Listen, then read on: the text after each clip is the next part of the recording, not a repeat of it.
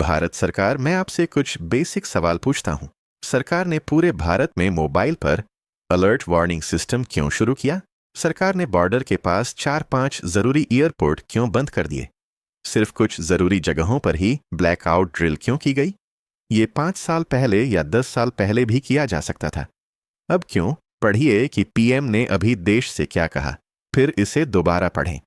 Petrol और diesel का इस्तेमाल कम करें, पब्लिक ट्रांसपोर्ट का इस्तेमाल करें, कारपूल करें, ईवीज पर शिफ्ट हों, विदेशी टूरिज्म से बचें, गैर जरूरी सोना खरीदना बंद करें, वर्क फ्रॉम होम वापस लाएं, किसान केमिकल फर्टिलाइजर का इस्तेमाल 50% कम करें।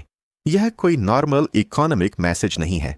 ऐसा लगता है कि कोई देश चुपचाप ग्लोबल लड़ाई के झटके के लिए तैयारी कर रहा है, इससे पहले कि लोगों को पता चले कि क्या होने वाला है। पैटर्न को ध्यान से देखें। हर इंस्ट्रक्शन भारत की 3 सबसे बड़ी युद्ध के समय की कमजोरियों को टारगेट करता है। Oil, forex, yellow metals.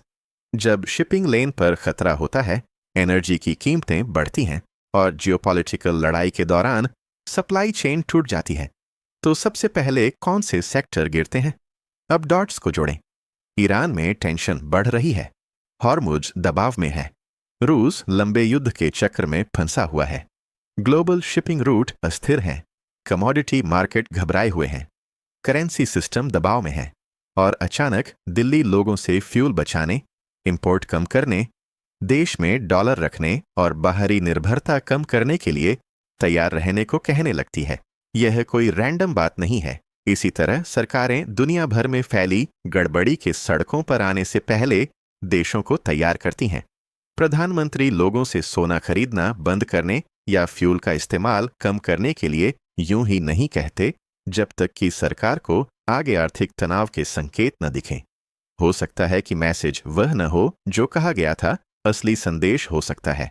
जब मोदी त्याग के बारे में धीरे से बोलते हैं तो सरकार आमतौर पर पहले से ही असर के लिए तैयारी कर रही होती है। मोदी जी ने अपील की है, सोना मत खरीदो, खाने वाला तेल कम यूज करो, पेट्रोल डीजल वाले वाहन कम चलाओ, कार शेयरिंग करो, वर्क फ्रॉम होम करो, जब तक संकट ठीक ना हो जाए।